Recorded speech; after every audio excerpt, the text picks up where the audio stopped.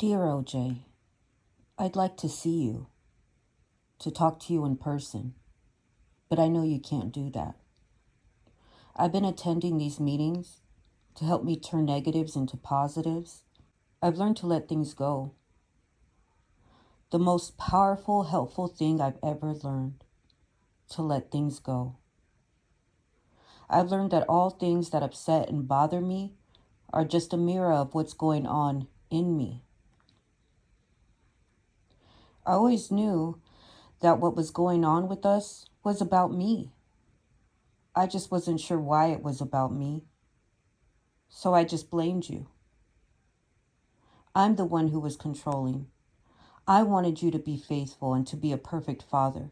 I was not accepting to who you are because I didn't like myself anymore. I'm not sure exactly what went on with these last few years.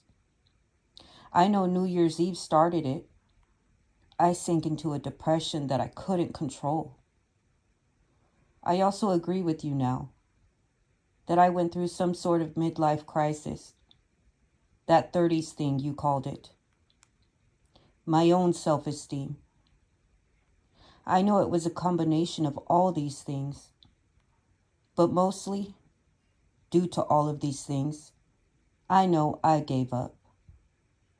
I gave up treating you like I loved you. We started taking each other for granted, and I didn't know how to put it all back together.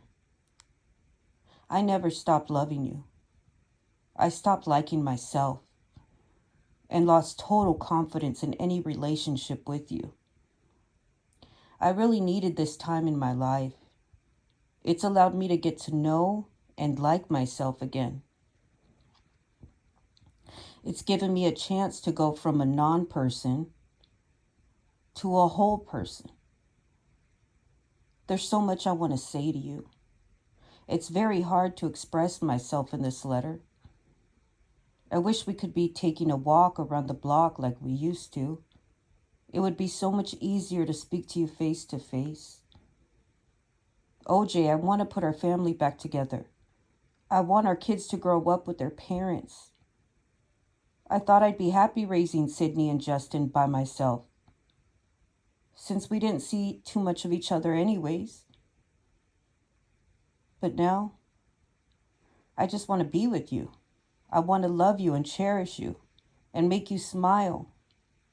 I want to wake up with you in the mornings and hold you at night.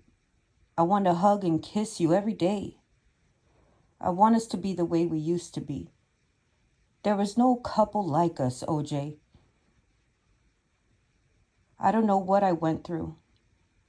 I didn't believe you loved me, and I couldn't handle it.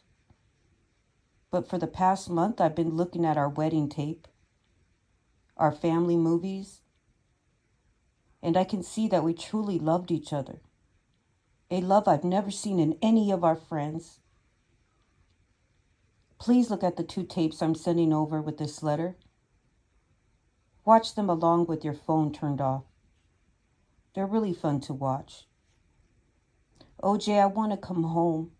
I want us all to be together again. We can move wherever you want. We can stay here. I just never want to leave your side again. I've almost come home 20 times since I left. But I was never totally sure about us until right now. I know I love you. And I know I'm in love with you. And I know I want to be with you forever. Please watch the tapes, OJ. I know you have major anger against me, but you owe it to your kids and to us.